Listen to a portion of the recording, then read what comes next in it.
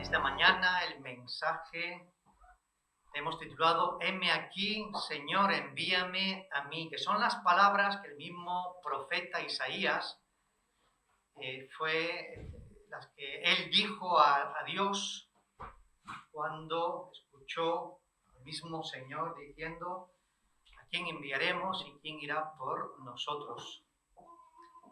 Si quisiera resumir en una frase este pasaje, Isaías capítulo 6, del 1 hasta el 13, posiblemente lo resumiría de la siguiente manera. Resumiendo esta historia, este pasaje, esta vocación de Isaías y pensando en nosotros y en la Iglesia, yo resumiría, como digo, este texto diciendo: la Iglesia, está en pantalla como Isaías, recibe la vocación de llevar el mensaje de Dios a un pueblo idólatra que se resiste a la conversión. Sin embargo, hay esperanza porque algunos responden a Dios. Y esta misma resumen es lo que vamos a encontrar en esta lectura de Isaías capítulo 6. Vamos a dar lectura al texto.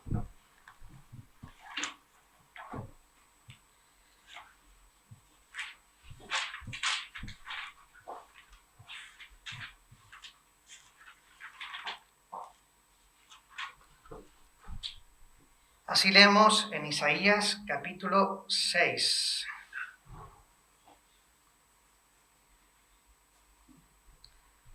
En el año en que murió el rey Uzías, vi yo al Señor sentado sobre un trono alto y sublime, y sus faldas llenaban el templo. Por encima de él había serafines. Cada uno tenía 6 alas. Con 2 cubrían sus rostros, con 2 cubrían sus pies, y con 2 volaban. El uno al otro daba voces diciendo: Santo, Santo, Santo, Yahvé de los ejércitos, toda la tierra está llena de su gloria. Y los quiciales de las puertas se estremecieron con la voz del que clamaba, y la casa se llenó de humo. Entonces dije: ¡ay de mí, que soy muerto, porque siendo hombre inmundo de labios, y habitando en medio de pueblo que tiene labios inmundos, han visto mis ojos al Rey, Yahvé de los ejércitos? Y voló hacia mí uno de los serafines, teniendo en su mano un carbón encendido, tomado del altar con unas tenazas. Y tocando con él sobre mi boca, dijo: he aquí que esto tocó tus labios, y es quitada tu culpa, y limpio tu pecado. Después oí la voz del Señor que decía: ¿a quién enviaré y quién irá por nosotros? Entonces respondí yo: heme aquí, envíame a mí. Y dijo: anda, y di a este pueblo: oíd bien y no entendáis. Ved por cierto, mas no comprendáis. Engruesa el corazón de este pueblo y agrava sus oídos y ciega sus ojos, para que no vea con sus ojos, ni oiga con sus oídos, ni su corazón entienda, ni se convierta y haya para él sanidad. Y yo dije: ¿hasta cuándo, Señor? Y respondió él: hasta que las ciudades estén asoladas y sin morador, y no haya hombre en las casas, y la tierra esté hecha un desierto, hasta que Yahvé haya echado lejos a los hombres y multiplicado los lugares abandonados en medio de la tierra. Y si quedare aún en ella la 10ª parte, ésta volverá a ser destruida. Pero como el roble y la encina, que al ser cortados aún queda el tronco, así será el tronco, la simiente santa. Que Dios en esta mañana pues bendiga su palabra en medio de nuestros corazones. John Knox, un gran reformador, en su oración, y es muy conocido, dijo: Señor, dame Escocia o me muero. Un gran evangelista, un gran hombre que deseaba que el evangelio llegara a su país. Un hombre entregado a esta gran vocación, llamado por el Señor, a que todos sus conciudadanos, a que sus compatriotas conocieran el mensaje salvador de Dios. Esta era la vocación que tenía John Knox. Esta era la misión que tenía John Knox en la vida. Pero si leemos el texto, ¿cuál sería la misión que tuvo Isaías? Cuando escucha la voz de Dios y él dice: heme aquí y envíame a mí, aún Isaías no había recibido en qué consistía esa misión. Y sin embargo, se le ve a Isaías con la decisión, ¿verdad?, de ponerse delante de Dios para servirle sin saber bien en qué términos era la misión que Dios le estaba entregando. ¿Cuál es tu misión en la vida? ¿Cuál es nuestra misión en la vida? ¿Qué crees tú que es la misión de la Iglesia hoy?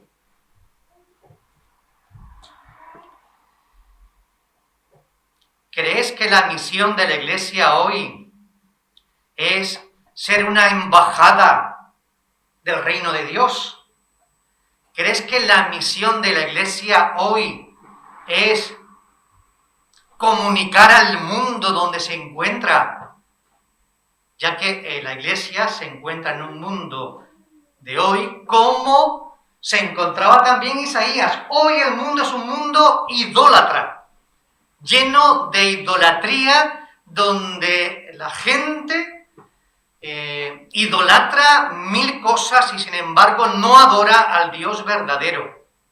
Es por lo tanto, ¿crees tú que la misión de la Iglesia es llevar este mensaje de reconciliación, de que el hombre se ha enemistado con Dios y que debe de volver a Dios?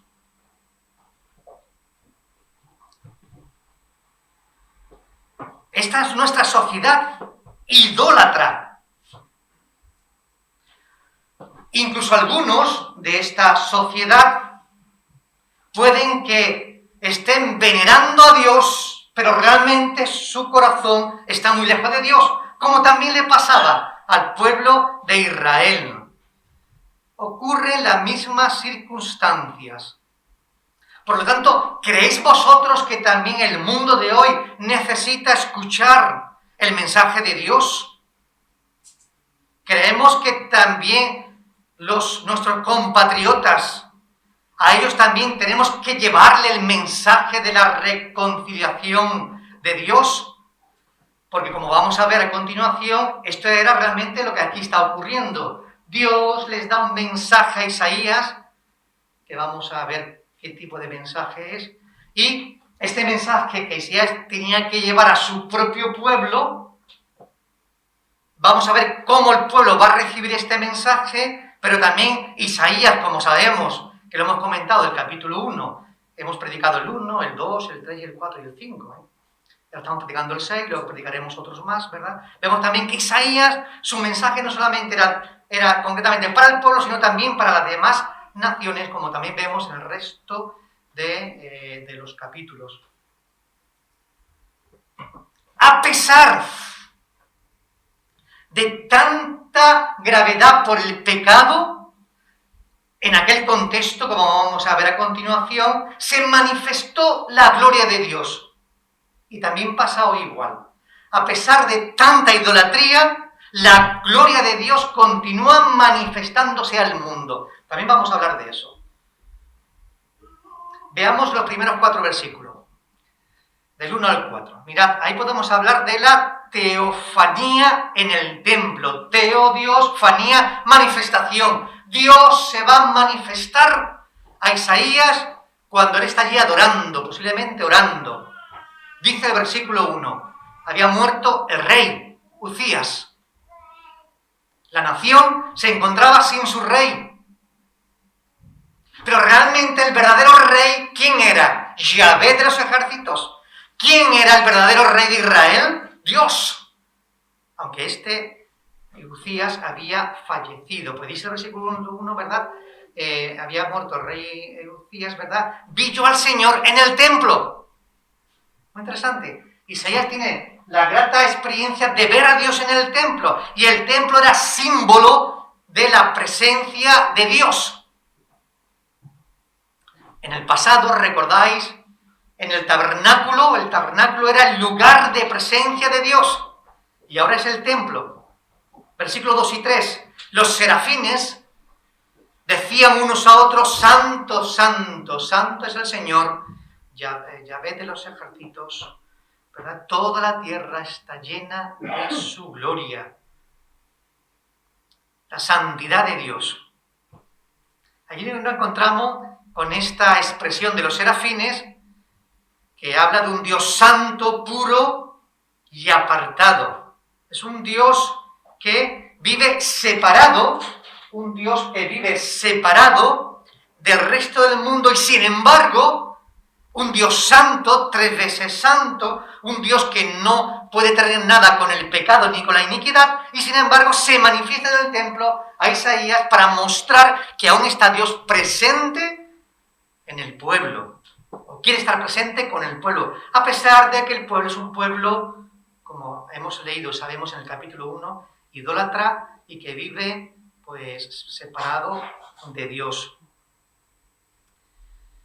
Y la santidad tiene que ver también con el sello, toda la gloria, dice los serafines, toda la gloria, toda la tierra, está llena de la gloria de Dios. Tiene que ver con el sello de la santidad de Dios. Dios ha impreso su carácter en el mundo, en la vida, concretamente en todo lo que ha creado, pero de una manera muy especial, ¿en quién? Como bien sabéis, en el ser humano, porque lo hizo a imagen y semejanza de Dios, fue creado el hombre, no los animales, el hombre. Así que allí se manifiesta la gloria de Dios, con un término hebreo que significa Shekinah, que en cierto sentido la Shekinah o gloria de Dios es lo mismo, es la señal de la presencia activa de Dios. En la historia de Israel lo vamos a ver continuamente. En el desierto, vamos a verlo también en la escuela dominical. Cada acto cuando aparece Dios se puede hablar de la Shekinah o de la gloria de Dios y esa presencia activa donde Dios se manifiesta siempre para hacer algo importante. Las codornices, o cuando fue consagrado, nos vamos ya al templo, con Salomón, cuando fue consagrado, dedicado el templo que se llenó de humo y todos tenían que salir de allí.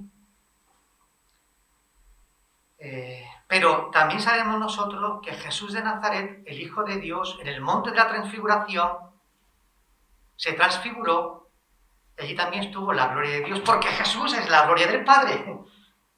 Y allí fue manifestado la gloria de Dios en Jesús. ¿A quiénes? A Pedro, a Jacobo y a Juan. Lo que llamamos el monte de la transfiguración. Dice el versículo 4, ¿verdad?, que los quiciales se estremecieron y la casa se llenó de humo. Ocurrió lo mismo que ocurrió cuando hemos dicho fue el templo de Salomón consagrado. Versículo del 5 al 7. Teofanía de Dios, versículo del 1 al 4. Y ahora del 5 al 7 vamos a ver el reconocimiento del estado del profeta Isaías. ¿Qué le pasa a Isaías? ¿Cómo se muestra Isaías? Pues Isaías, ante aquella manifestación gloriosa de Dios, dice él, con temor, al contemplar cómo el Señor, ¿verdad?, se manifiesta en aquel momento, versículo 1, dijo él: ¡ay de mí, que soy hombre inmundo, de labios inmundos, y que estoy en contacto con un pueblo también de labios inmundos! Mis ojos han visto al Rey. De manera que lo que encontramos aquí es una confesión de Isaías. Al ver aquella manifestación gloriosa, el profeta confiesa su pecado, su indignidad de poder ver a Dios tal como lo está viendo. Y queda aterrado. Y como queda aterrado y ha visto algo glorioso, Él piensa que su vida está condenada a la muerte, porque nadie ha visto a Dios, ni lo verá, y ha quedado vivo. ¿Recordáis aquel momento con Moisés que quería ver la gloria de Dios? Y le dijo, ponte la hendidura de la roca y cuando yo pase verás mi espalda. ¿Es que Dios tiene espalda? Hermano, de manera antropomórfica estamos diciendo que se manifestó Dios de tal manera que lo que Moisés vio al final fue las huellas de que Dios había pasado por allí. Pero Dios no tiene mano, Dios no tiene ojo, Dios no tiene espalda. Jesús sí. Dios, dice en Juan, es espíritu y verdad. Es una manera de expresar, ¿verdad?, aquel acontecimiento con Moisés.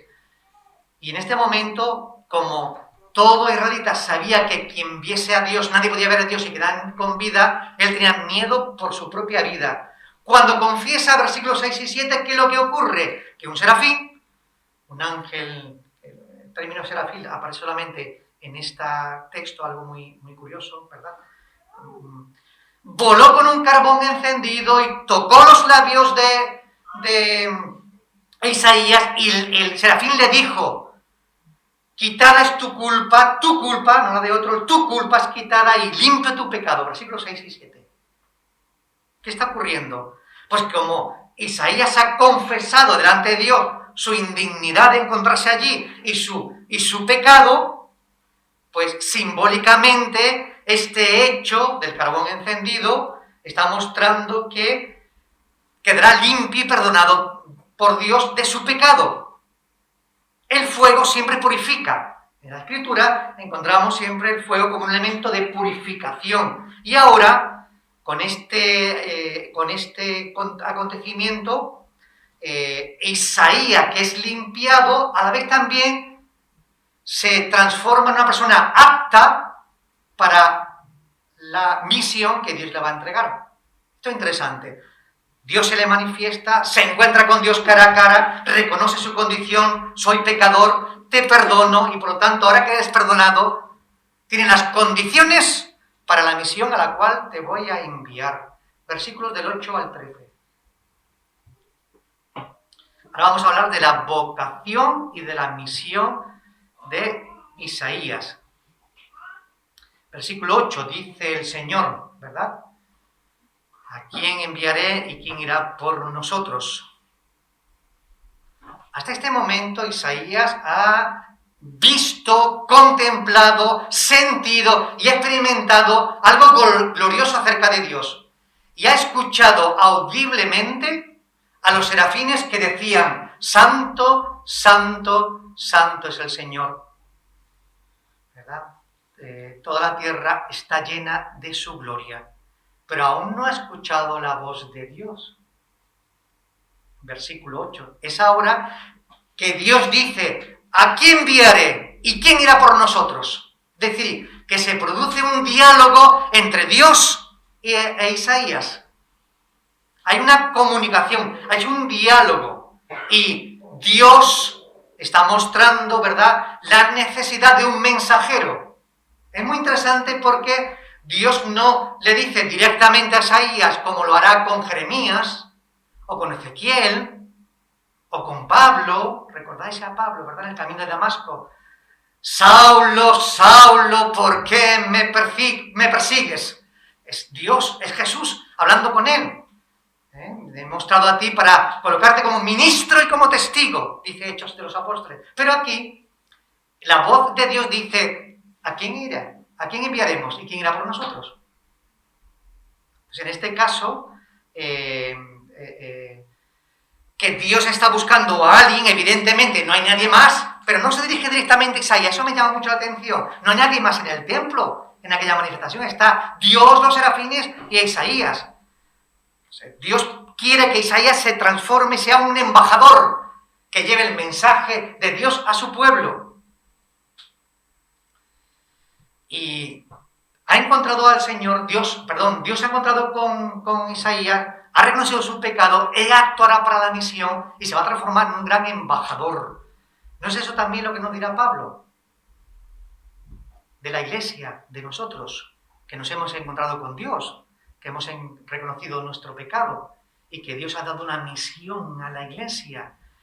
Somos embajadores en nombre de Cristo, como si Dios rogase por medio de nosotros. Os rogamos en nombre de Cristo, reconciliaos con Dios. Segunda de Corintios, capítulo 5, versículo 20. Esa es la respuesta de Isaías. Señor, heme aquí, envíame a mí. Es como responde. Pero Isaías en este momento no conoce cuál es la misión a la que Dios le va a enviar.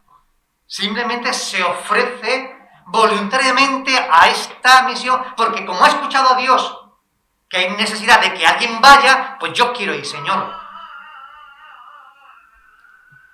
Versículos 9 y 10. Pues mirad el mensaje que le va a dar Dios a Isaías. Este es el mensaje y el contenido que nos llama mucho la atención. Versículos 9 y 10. Le dice a Dios, bueno, yo te voy a enviar. Di a este pueblo lo siguiente. Oíd bien y no entendáis. Ved por cierto, mas no comprendáis. Engruesa el corazón de este pueblo y agrava sus oídos y ciega sus ojos para que no vea con sus ojos, ni oiga con sus oídos, ni su corazón entienda, ni se convierta y haya para él sanidad. ¿No os parece un mensaje algo extraño?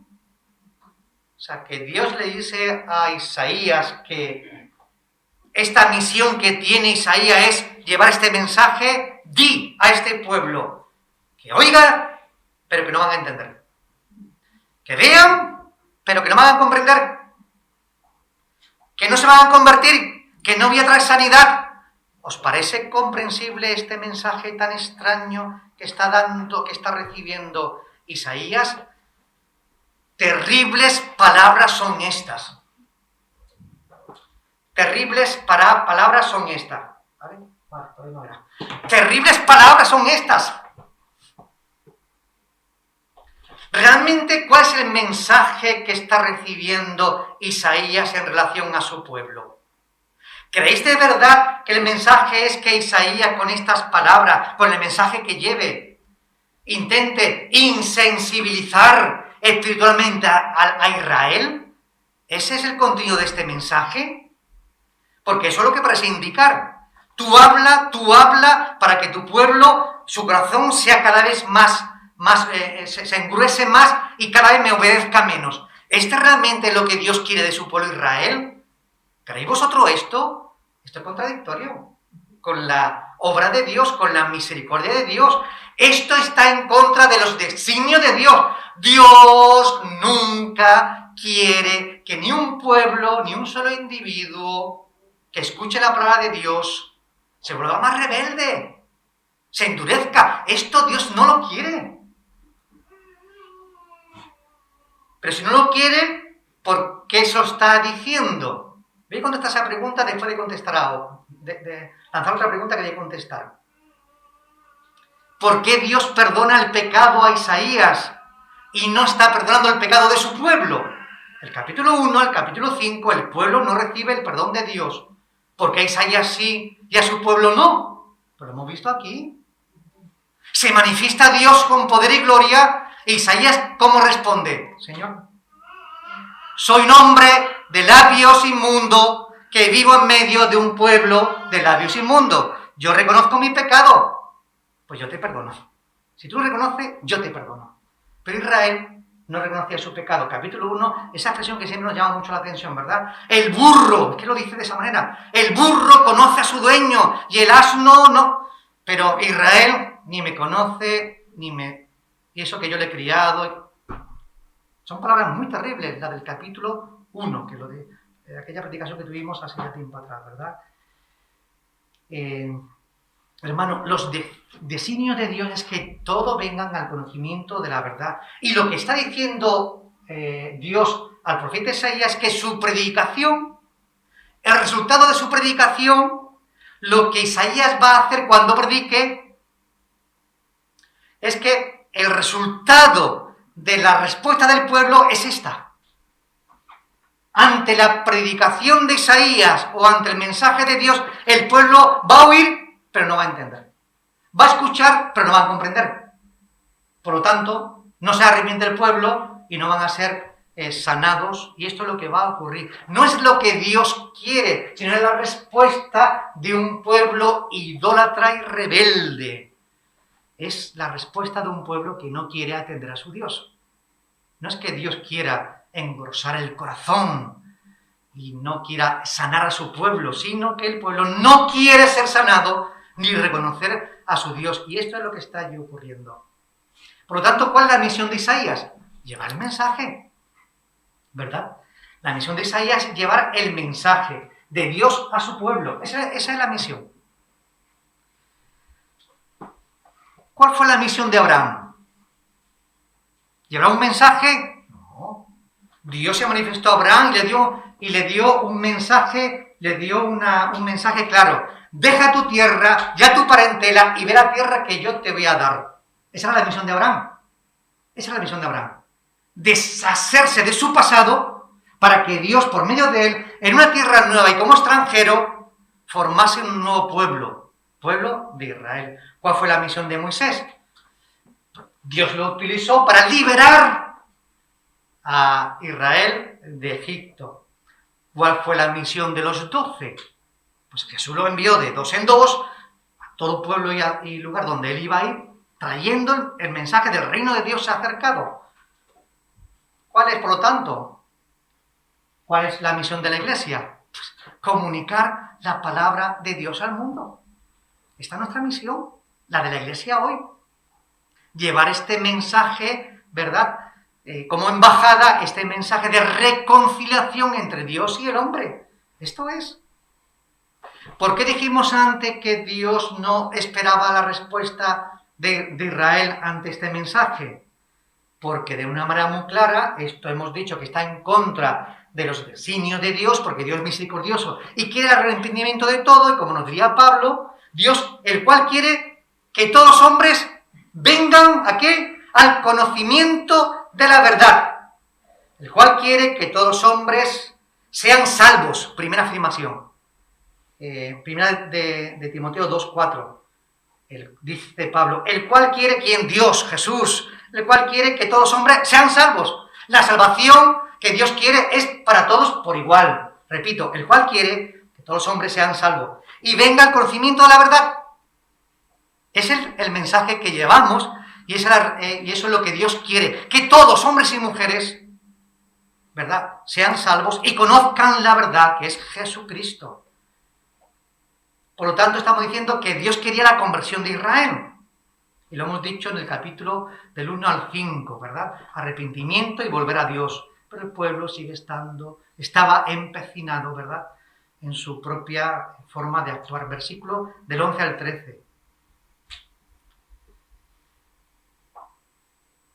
Entonces Isaías, cuando escucha estas terribles palabras, ve y que oigan, pero que no entiendan, que vean, pero que no comprendan, para que no sean sanados. Ante estas palabras, versículo del 11 al 13, dije, Señor, ¿hasta cuándo? ¿Esto hasta cuándo, Señor? Y el Señor responde, hasta que las ciudades estén asoladas, hasta que yo, Yahvé, haya echado lejos a los hombres, hasta que solamente si quedara el 10%, también será destruida. Pero, como el roble y la encina, ¿verdad?, quedará un tronco que es la simiente santa de Dios. Terribles palabras también que ahora el profeta Isaías está escuchando de parte de Dios. Si eran terribles las primeras, estas siguen siendo también más terribles todavía. Pero son palabras, un mensaje con palabras terribles, pero también hay algo de esperanza. Dios va a actuar con justicia, lo hemos dicho y lo hemos visto en la escuela dominical. Dios va a actuar con justicia, es lo que encontramos en los versículos del 11 al 3, pero también hay esperanza porque como el tronco, que es cortado, y tú dices, de aquí no nace nada, no pasa nada más, pero de ahí saldrá, ¿verdad?, la simiente santa. ¿Qué estamos diciendo, por lo tanto? Es decir, que después de que Dios intervenga con justicia, quedará un remanente. quedará hombres y mujeres que es parte de Israel, que sí escucharán el mensaje de Isaías y que van a responder como Isaías. Habrá un grupo. Recordad que Dios en Éxodo nos dice que el pueblo de Israel aumentó como mucho, millares. Y recordad también que la promesa de Dios a Abraham es que mira al cielo, puede contar las estrellas, así será tu pueblo. Incontable. Y también sabemos por la historia, que creo que lo dijimos, ¿verdad? Entraron 70 personas, 70 entraron de Canaán a Egipto, y cuando lo veremos, y cuando salieron eran miles y miles y miles y miles y miles de personas. Dios lo había multiplicado grandemente. Dios va a intervenir con justicia, y un remanente, ¿verdad? Serán aquellos que, igual que Isaías, escucharán el mensaje, reconocerán su pecado y formarán parte, ¿verdad?, de este retoño, de este rebaño, que aquí la Escritura se llama como la simiente santa. Así que responderán como Él, recibiendo el perdón y la salvación. Con todo esto, ¿qué es lo que estamos queriendo mostrar? Pues mirad, lo que estamos diciendo es que, como Isaías, también nosotros hemos contemplado la gloria de Dios. Dios se ha encontrado con nosotros. Versículo 1. Vi al Señor, dice Isaías. También nosotros, con los ojos espirituales, hemos visto al Señor. También nosotros hemos tenido un encuentro con el Señor. Dios en Jesús se ha encontrado con nosotros y hemos contemplado también su gloria. El encuentro, nuestro encuentro, podemos hablar de nuestro encuentro con el Señor. También ahí encontramos que nosotros, igual que Isaías, tuvimos y tenemos convicción de pecado. Versículo 5. Soy un hombre de labios inmundo. Isaías está reconociendo su pecado. También nosotros. En algún momento, cuando Jesús se ha encontrado con nosotros, hemos confesado nuestros pecados, nos hemos arrepentido. Así que hablamos de nuestro encuentro y hablamos de nuestro arrepentimiento. Segunda idea. Tercera. También nosotros, como Isaías, hemos sido perdonados. Versículos 6 y 7. Carbón encendido, tocó tus labios y dijo el serafín, quitada tu culpa, limpio tu pecado. También el Señor nos ha perdonado, ¿verdad? Nos ha purificado nuestros corazones. Aquí podríamos hablar de que Él nos ha perdonado. Nuestro encuentro, nuestra confesión, nuestro perdón. Pero también podemos expresar, ¿verdad?, que Isaías dijo, versículo 8, heme aquí, envíame a mí. Ahí podemos hablar de que, igual que Isaías, nosotros nos hemos consagrado, es decir, dedicado a la obra del Señor. Pero ojo, ¿realmente hemos hecho esto?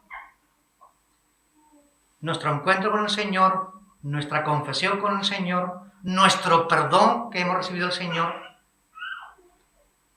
nuestra dedicación, ¿nos hemos dedicado a esto? ¿Esta es nuestra vocación? ¿Estamos en esto? Es decir, si Dios se manifestara aquí y dijera un voluntario para una misión, diríamos, sí, yo, Señor, o quizás nos quedaríamos sin mostrar ninguna respuesta. ¿Somos como Isaías? Si Dios nos está diciendo algo que hagamos, ¿lo estamos haciendo? O a veces somos como Moisés. Señor, no puedo. Dios se manifestó a Moisés a través de la zarza ardiendo y le dijo, quítate tus pies, ¿verdad? Descálzate porque este lugar es santo. Y cuando Dios le dijo que quería enviarlo a Faraón, él comenzó a poner excusa. Señor, yo no puedo. Primera excusa. Señor, soy tartamudo, tengo dificultad para hablar. Segunda excusa. Señor, ¿cómo que le voy a decir yo a Faraón? Tercera excusa. Y una tras de otra. ¿Somos como Moisés ante lo que Dios nos está pidiendo? Que le ponemos excusa una tras de otra. 5. ¿Verdad? Dice Isaías. Este es el mensaje, Isaías. Di a este pueblo esto. Hemos sido comisionados, ¿verdad? ¿Y cuál es el mensaje que tiene la Iglesia? El mensaje es muy claro. Somos embajadores, somos una embajada, tenemos que llevar el mensaje de la reconciliación. Ese es nuestro mensaje. Ese es nuestro mensaje, ¿verdad? La comisión. Y para terminar,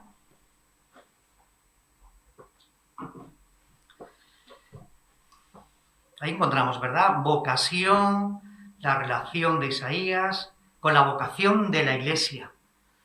Isaías recibe la vocación de llevar el mensaje de Dios y no otro, el mensaje que reciba de Dios y no otro, y lo encontramos a lo largo de todo el libro de Isaías para el pueblo.